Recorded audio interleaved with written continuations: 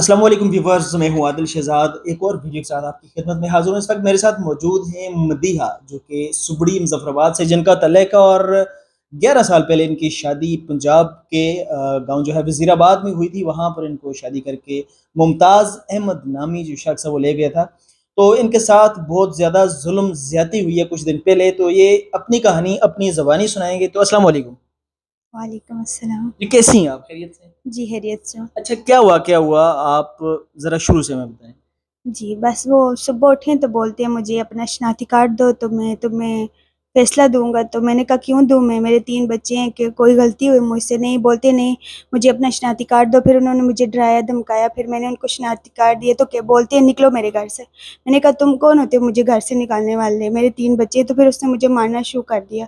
फिर बहुत ज़्यादा उसने मारा, फिर खंजरों के साथ मारा। फिर उसने मुझे पूरी गली में उसने मेरी दुपट्टा उतार के उसने मेरी पूरी गली में मुझे घसीट के अंदर लेके आया। पूरे मोहल्ले वालों ने फिर मुझे आके बचाया। उनके सामने उसने मेरी इज्जत को नीलाम किया। अच्छा, ये बताएं कि कितने साल हो गए आपकी शादी को और ये सिलसिला कब से चल रहा है? 11 साल हो गए हैं। जब मेरा पहला बेटा हुआ तो फिर उसके बाद उन्होंने मेरे पाँव जलाए, मेरे बाजू तोड़े। फिर ये इस दफ़ा उन्होंने मुझे खंजरों के साथ मारा है। बहुत ज़्यादा तशद्दुद किया मुझ पे। इतने अरसे से आपके साथ ये जुल्म ज्यादती हो रही है, आपने कभी अपने घर वालों को नहीं बताया? जी, मैंने घर वालों को बताया, लेकिन मेरे माँ-बाप गरीब हैं। मैंने उनको बोला कि आप स्टैंड ना लें। उसने मुझे धमकी दी थी कि तुम्हारे माँ-बाप कुछ नहीं कर सकते, तो मैं उनको ऐसी जगह लगाऊँगा कि वो वहाँ से बाहर ही नहीं निकल सकेंगे। मैं इस वजह से खामोश थी। तो ये ना हो कि ख़ानदान के सामने मेरे माँ-बाप की इज़्ज़त बेइज़्ज़ती बने, तो उनकी इज़्ज़त पे कोई दाग ना लगे, इसलिए मैंने कोई स्टैंड नहीं लिया।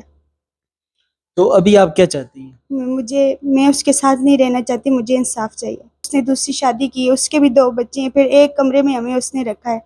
तो वो जब से उसने शादी की उसने मेरे साथ कोई तलक नहीं रखा। फिर वो बस मुझे ना खर्चा देते हैं ना कुछ, बच्चों का भी कोई भी कुछ नहीं करता। तो बड़ा बेटा है मेरा, तो 2-3 बच्चे हैं मेरे, 2 बेटे और 1 बेटी है। जो बड़ा बेटा है वो 2 क्लास में है, तो ना उसने बच्चा 7 साल का है जो, तो बच्ची जो है 3-4 साल की है, तो ना उसने बच्चों को स्कूल में दाखिल करवाया, बच्चों का भी कोई मुस्तकबिल उसने नहीं बनाया। तो बस उसने मुझे धमकी दी है कि तुम जहाँ भी मुझे मिलोगी मैं तुम्हें कत्ल कर दूँगा। क्यों कत्ल करना चाहता आखिर? क्या उसके जहन में क्या चल रहा है? बस आपने इतना अरसा उसके साथ गुजारा है, क्यों ऐसा कर रहा है? क्या उसकी साथ जो आपकी शादी थी वो जबरदस्ती हुई है? आखिर क्यों ऐसा कर रहा है? आपने कभी ये चीज समझ आई आपको कि क्यों कर रहे हैं? बस उनकी ज़बरदस्ती से शादी करवाई है। वो उनके माँ-बाप ने अपनी मर्ज़ी से की है, वो मेरे साथ शादी नहीं करना चाहते थे। इस वजह तो से कर इस रहे हैं। वजह से उन्होंने मुझ पे तशद्दुद किया है। और जो उनके वालिदैन हैं, जो आपके सास ससुर हैं, वो क्या कहते हैं, उनका क्या मौक़िफ़ है? बस सास भी बहुत ज़्यादा ज़ुल्म कर दिया। उन्होंने ही मेरे पाँव जलाए थे, वो भी मुझे मारती हैं, और आंटी हैं उधर जो भी हैं वो सारे मुझे मारते हैं। सास और शौहर मिलकर ये सारे जी, करते ये हैं? मिल के सारे मुझे मारते हैं, बचाने कोई नहीं आता, मारते सारे ही हैं। मुझे धमकी दी थी कि तुम्हारे माँ-बाप बच्चों को लेके जा ही नहीं सकते, बच्चे मेरे, तुम कौन होती हो कि यहाँ से लेके जाने वाली? फिर वहाँ के सिटी थाने वाले उन्होंने बच्चों को भेजा मेरे साथ, तो उधर भी मुझे कोई इंसाफ नहीं मिला। उन्होंने बोला कि जाओ उधर से ही कार्रवाई करवाओ। वहाँ पे जो पुलिस है उसने कहा कि आप कश्मीर में जाओ, वहीं से कार्रवाई करवाएं जी, इसके खिलाफ। जी। ये मुमताज़ ने उनको पैसे दिए, फिर उन्होंने बोला कि जाओ वहीं से कार्रवाई करवाओ, हम यहाँ पे कुछ नहीं कर सकते। अच्छा जी, ये हमारे साथ जो है इनके वालिद मोहतरम भी मौजूद हैं, तो चलिए इनसे भी बात करते हैं। अच्छा जी, कैसे ये सारा सिलसिला हुआ? बच्ची कह रही है कि ये शादी ज़बरदस्ती, ये आपको उन चीज़ों का इल्म था या नहीं? अस्सलाम वालेकुम सर, खुर्शीद बात कर रहा हूँ। असल में मसला ये हुआ है कि तकरीबन इसकी शादी को 11 साल हो गए हैं। पहले तो ये जब बड़ा बेटा हुआ है उसका यानी कि उस वक्त तक ठीक रहे, उसके बाद आस्ता आस्ता इनके दरमियान बदअमनी या मतलब माहौल ख़राब हो गया। तो इसने कोशिश यही की है कि मेरे वालदेन तंग ना हो, गरीब हैं हम, ज़ाहिर है गरीब लोगों का क्या होता है। फिर इस दफ़ा 27 तारीख को मुझे तकरीबन मगरब के टाइम पे मेरी घर वाले ने फ़ोन किया है कि भाई बेटी की अगर ज़रूरत है तो चलो मेरे साथ। तो हम जाके पहुँचे हैं, तो मैं और रेस्क्यू 15 को कॉल किया है, फिर उसके बाद थाने में रिपोर्ट करवाई है। तो पहले तो वो कह रहे थे पे बच्ची का पहले मेडिकल करवाएंगे, क्योंकि उसने धमकी दी थी कि अगर आप इधर आओगे तो आपके साथ भी अच्छा नहीं होगा। फिर हम यानी कानूनी लीगल तरीके से वहाँ पे गए हैं। तो पुलिस का ये लाया था, पहले शुरू से ये था कि भाई हम इसका पहले मेडिकल करवाएंगे उसके बाद कार्रवाई करेंगे। जब वो उनके साथ मिले गए मुझे नहीं पता, वल्ला ये खुदा जानता है, वो जाने और खुदा जाने। उसके बाद उनका यानी कि एकदम से माइंड चेंज हो गया, उसको सीधा वो थाने में लेकर गए हैं। फिर वो कहने लगे जी आपस में तस्बीह कर लो, समझौता कर लो।